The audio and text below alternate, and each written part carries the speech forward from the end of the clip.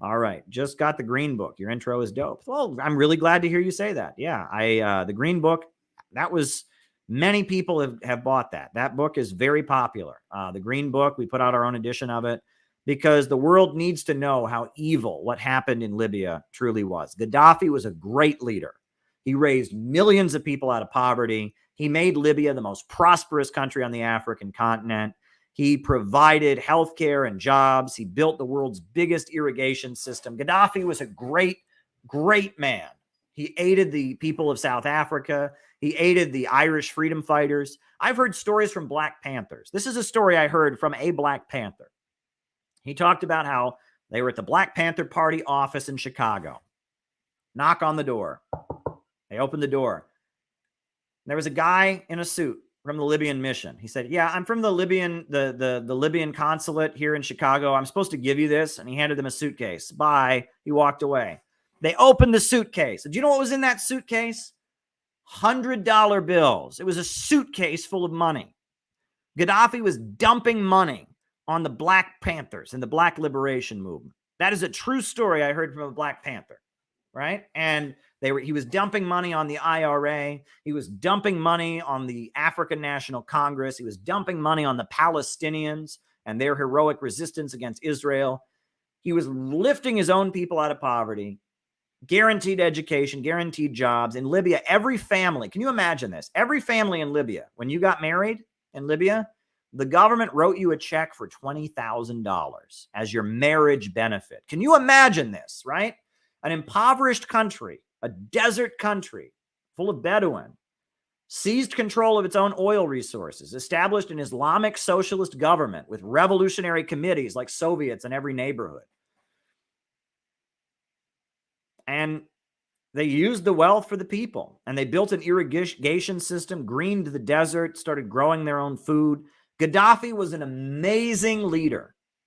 Now, was he brutal to the people who tried to overthrow him? Yep. And his security services, there were certainly violations of human rights on the college campuses and such. There were, that's not good, right? There's room for criticism. There was corruption. You can argue sometimes the way the money was handed out was nepotistic. That's not good. But largely, you talk about doing good. Gaddafi was a great man. He raised millions of people out of poverty. He built up Libya into a prosperous country. He built the world's largest irrigation system. He provided health care and jobs and education. He wiped out illiteracy. He lifted that country up, and at the same time he lifted that country up, he supported people all over the world fighting for freedom, including Black people in America. The Black Panthers, the IRA, the African National Congress, all over the world, South America, all over the world, he was aiding people in fighting for their freedom. Gaddafi was a very, very good man. The record in his favor is overwhelming. Okay, if you rate, how can someone not be good if they raise that many people out of poverty? If they build up a country that effectively? If they stand and give so much aid to revolutionary movements around the world at the same time? How can anybody not think Gaddafi was a good man? And what Obama and Hillary Clinton did to Gaddafi is so monstrous and criminal. So monstrous and criminal. They took a good man, and you look at I'm not even going to get into the details. They probably don't fit YouTube's terms of service. The details about how that man was brutally murdered. And then Hillary Clinton giggles about it. We came, he saw, he died. And that's who ContraPoints is hanging around with.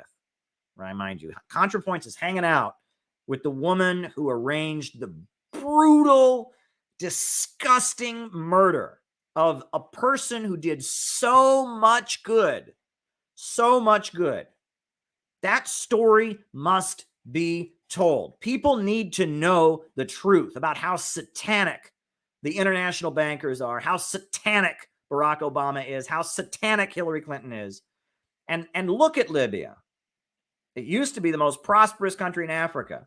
And their human rights and their regime change, the latest liberal cause, what did it lead to?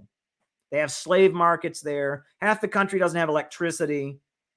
People are drowning in the Mediterranean trying to get out. Libya, the situation in Libya, Libya's history from the time Gaddafi took power to today is one of the strongest arguments in favor of socialism and against capitalism I've ever seen. It's one of the strongest arguments against the synthetic left that supported the revolution. It's one of the strongest arguments against U.S. regime change wars. It's one of the strongest arguments in favor of real socialism. And Gaddafi was a continentalist. It wasn't on Eurasia, it was on Africa. What did he do? He didn't want Libya to just be an oil colony for the imperialists. So he used the oil money. They exported oil and they have ports there. But he used that oil money to build infrastructure, to green the deserts. It's what I was talking about before with oceanic and Atlanticist civilization versus Eurasian civilization.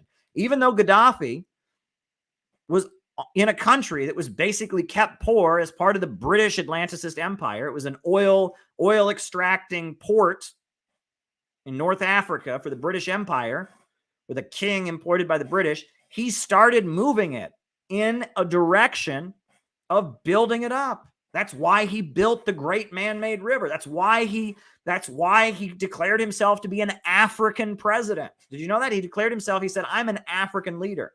He said, I don't think of myself as an Arab. I don't think of myself as Middle Eastern. I'm African. You read the Green Book. Read the Green Book, and we'll post it. Read the Green Book. There's a section in the Green Book called Black People Will Prevail in This World, where he predicts that as the world moves towards socialism, Africa will become the center of human civilization. And I think he's right. I think he's right. That, right now the West is the center of civilization. We're pivoting toward Eurasia being the center of civilization. But I think after Eurasia is the center of civilization, it's going to be Africa, right? And he makes that prediction. Black people will prevail in this world. I think he's right. Honestly. Right now, the West is in decay. Eurasia is rising. But as Eurasia rises, Africa is going to start to step up. And pretty soon, Africa, the continent of Africa, that's been through so much degradation and so much humiliation with colonialism and so much, they've been kept chronically poor, etc. I think that as socialism blossoms, as Eurasia rises, as One Belt, One Road rises, as Russia and China expand over there, as these minerals that are very important for phones and computers become so essential, as we start moving away from fossil fuels and we start moving toward a higher mode of production, nuclear fusion, I think Africa is going to become a center. And Gaddafi saw it coming. He saw it coming. And, one of the things that we constantly hear in the United States, it's one of the nastiest racist things. Those Africans have too many kids. Those Africans have too many kids. I heard this my whole life. Those Africans have too many kids. They're starving in Africa because they have too many kids. That's why they're going to lead and they're going to be the leaders of civilization, because human beings create value. Wealth is created by human labor, and Africans are reproducing, and that's a good thing. We need more people in the world. And they've been trying to exterminate the African people. They've been trying to breed them out. They're trying to push abortion and birth control. And, you read about AIDS on the African continent and all of this. But at the end of the day, the African people, that's true. They are reproducing, and human labor creates all wealth. And ultimately, yes, Africa will, there's a very good chance that as we get beyond capitalism, Africa will become the center of civilization.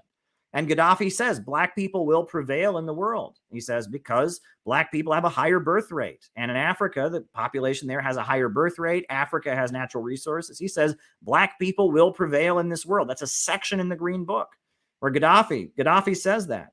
I mean, there's a lot there. Gaddafi was a great man in so many ways.